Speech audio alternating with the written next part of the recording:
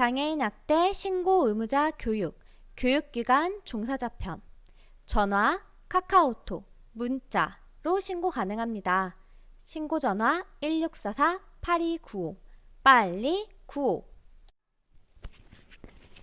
직무상 장애인 학대를 인지할 가능성이 높은 직군에게 장애인 학대 신고 의무가 부여되어 있다는 사실 알고 계셨나요?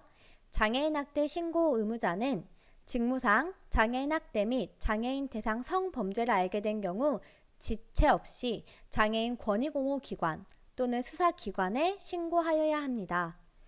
장애인 학대 신고 의무 불이행 시 300만 원 이하의 과태료가 부과됩니다.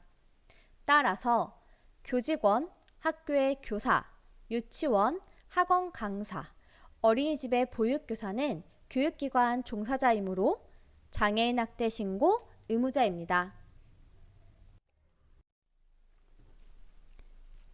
사람이라면 누구나 태어나면서 부여받는 기본적인 권리가 있습니다. 바로 인권입니다. 인권은 사람이 존중받고 행복하게 살 수 있는 권리로 국적과 거주지, 생물학적 성, 인종, 피부색, 언어 또는 다른 상태와는 무관하게 누구에게나 주어집니다.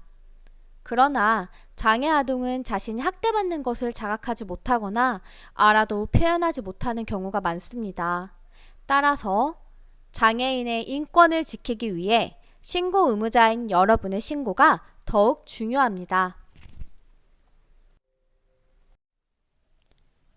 장애인 학대 신고 방법을 알려드리겠습니다. 장애인 학대가 의심되거나 발견되었을 때 국번 없이 1644-8295 또는 112로 신고하면 됩니다. 신고자는 신고자에 대한 불이익 조치 금지, 특정 범죄 신고자 등 보호법 준용에 따라 보호받을 수 있습니다. 그렇다면 장애인 학대 신고 시 어떤 정보를 말해야 할까요? 바로 신고자 관련 정보, 피해자 관련 정보, 학대 관련 정보입니다. 신고자 관련 정보에는 신고자의 인적 사항이 포함됩니다. 피해자 관련 정보에는 학대 피해 장애인의 인적 사항과 현재 상황이 포함됩니다. 학대 관련 정보에는 학대 후 구체적 내용이 포함됩니다. 자세한 내용은 화면을 읽어봐 주세요. 이렇게 장애인 학대 신고를 하려면 장애인은 누구인가, 장애인 학대는 무엇인가 알아야 합니다. 그래서 장애인 학대 신고 의무자 원격 교육에도 아래와 같이 해당 내용이 포함되는 것을 볼 수 있습니다. 장애인은 어떤 사람을 말하나요? 우리나라의 장애인 복지법에 의하면 장애인은 신체적, 정신적 장애로 오랫동안 일상생활이나 사회생활에서 상당한 제약을 받는 자입니다. 장애 유형은 아래의 표처럼 구분합니다. 장애인 복지법 상에서는 신체적 장애와 정신적 장애로 나누고 신체적 장애는 외부 신체 기능의 장애인지 내부 기관의 장애인지로 구분합니다. 정신적 장애는 발달 장애와 정신질환으로 발생하는 장애로 구분합니다. 참고로 유치원을 비롯한 학교에 재학 중인 특수교육 대상자는 장애인 복지법에서 정하는 장애의 정의와 유형에 따라 선정되지 않고 장애인 등에 대한 특수교육법에 의해 특수교육 대상자로 선정됩니다. 표에서 살펴볼 수 있듯이 각 호의 어느 하나에 해당하여 특수교육을 필요로 하는 사람으로 선정된 사람이 특수교육 대상자입니다. 우리는 어떨 때 장애인 학대를 의심할 수 있을까요? 장애인복지법 제2조 제3항에 의하면 장애인에 대하여 신체적, 정신적, 정서적, 언어적, 성적 폭력이나 가혹행위, 경제적 착취, 유기 또는 방임하는 것으로 정의하고 있습니다.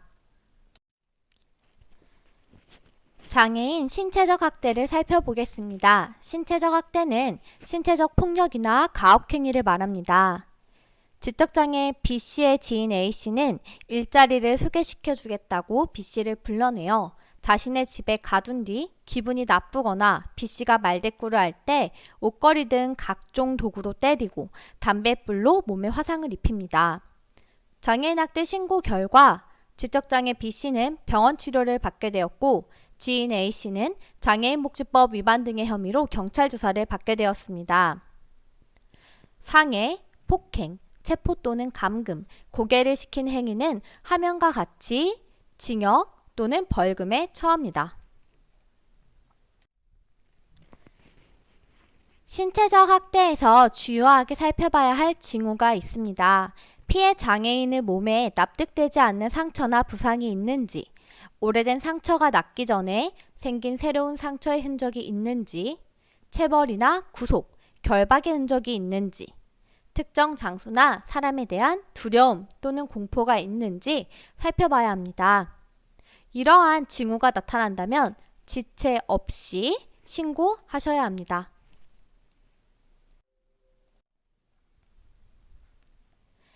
장애인 정서적 학대에 대해서도 살펴보겠습니다. 정서적 학대는 언어적 혹은 비언어적 방식으로 이루어지는 정신적, 정서적 폭력이나 가혹행위를 말합니다.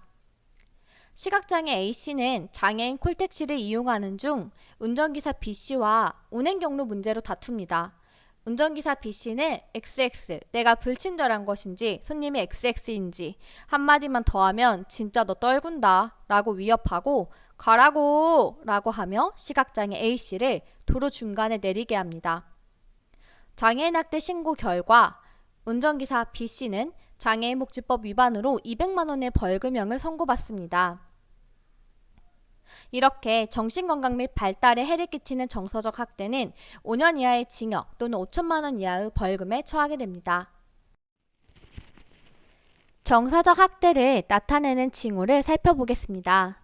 특정한 장소나 사람에 대한 회피, 거부, 지나친 긴장을 보이는지, 수면장애, 우울증, 무기력, 자살충동을 보이는지, 과도하게 수능적인 태도, 낮은 자존감을 보이는지, 갑작스러운 행동의 변화를 보이는지입니다.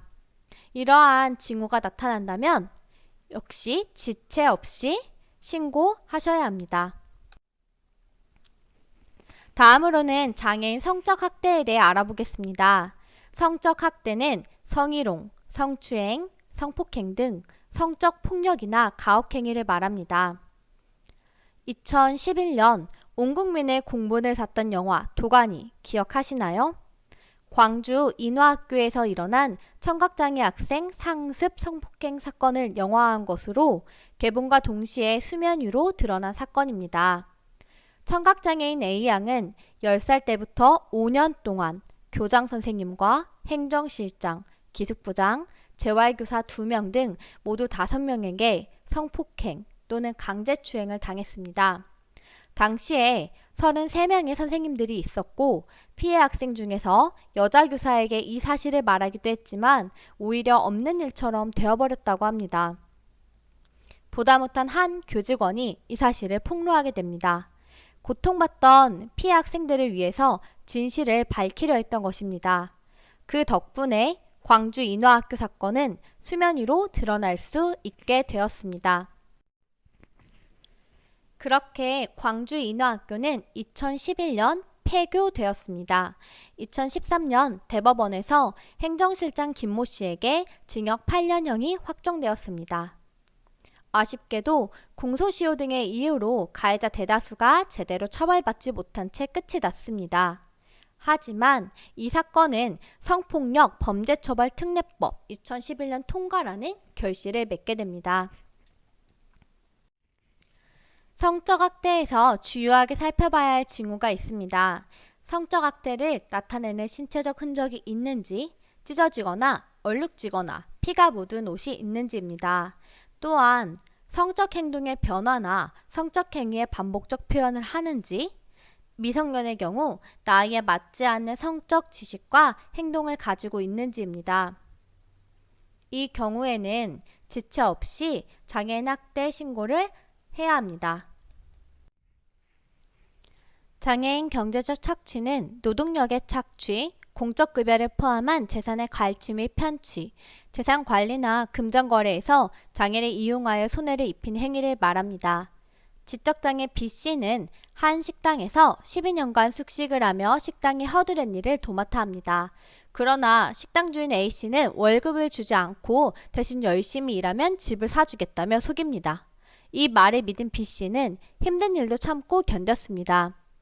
장애인 학대 신고 결과 지적장애 B씨는 학대 현장을 벗어나 지역사회 자립생활을 준비하게 되었고, 식당 주인 A씨는 장애인 복지법 위반으로 1년 6월에 징역형을 선고받습니다. 폭행, 협박, 감금을 통해 원치 않는 노동을 강요하거나 장애인에게 구걸을 하게 하거나 장애인을 이용해 구걸한 경우, 증여 또는 급여된 금품을 목적 외로 사용하는 경우 징역 또는 벌금에 처합니다. 경제적 착취에서 주요하게 살펴봐야 할 징후가 있습니다. 일을 하고 있음에도 정당한 급여를 받지 않는지, 정기적 수입이 있음에도 생계 유지에 어려움을 겪는지, 지불할 여유가 있음에도 미납된 청구서가 있는지, 본인이 알지 못하거나 설명할 수 없는 지출, 금융거래, 대출 내역이 있는지입니다. 이러한 경우에는 경제적 착취에 해당되므로 장애인 학대 신고를 해야 합니다. 장애인 유기 방임은 보호, 감독의 의무가 있는 사람이 장애인을 버리거나 기본적인 보호, 치료를 소홀히 하는 행위를 말합니다. 대표 행위로는 피해 장애인을 본래 거주지가 아닌 장소에 버리고 연락을 끊는 행위, 기본적인 의식주의 제공을 현저히 소홀하게 하는 행위, 치료, 수술 등 의료적 처치가 필요함을 알고도 이를 지원하지 않고 방치하는 행위, 기본적인 교육, 훈련을 일체 지원하지 않는 행위가 있습니다. 장애인 학대 신고 결과 유기 또는 방임은 5년 이하 징역 또는 5천만 원 이하의 벌금에 처하게 됩니다. 유기, 방임을 나타내는 징후는 다음과 같습니다. 저체중, 전신쇠약, 치료가 필요한 건강상태, 부적절한 거주환경, 본인의 신체, 의복, 주거 공간의 위생상태 불량, 보호 의무자와 연락 단절, 보호 의무자의 치료 및 서비스 제공 거부 의사표시가 모두 해당됩니다. 이러한 경우 장애인 학대 신고하셔야 합니다. 장애인 학대 신고를 받은 피해 장애인은 어떻게 보호될까요? 가장 궁금한 부분일 것 같은데요. 장애인 학대 사례 개입 과정을 통해 살펴보겠습니다. 장애인 학대 신고가 접수되면 2인 1조로 학대 조사를 하게 됩니다. 학대 조사 후 사례 회의를 통해 판정을 내립니다. 피해 장애인의 의사와 욕구를 존중하고 의료 지원, 심리 지원, 거주 지원, 사법 지원, 복지 서비스 연계 등을 실시하는 피해자 지원이 이루어집니다. 피해자 지원이 완료된 경우 사례가 종결됩니다. 이후에도 학대가 재발하지 않는지 사후 모니터링을 실시하여 피해 장애인을 보호하고 있습니다. 장애인 학대를 막기 위해서는 많은 사람들의 관심과 신고가 필요합니다. 이번 교육을 통해 교육기관 종사자가 장애인 학대 신고 의무자임을 알게 되고 장애인 학대에 대한 이해가 높아졌기를 바랍니다. 장애인 학대 눈 감지 마세요. 지금 신고하세요. 1644-8295 빨리 95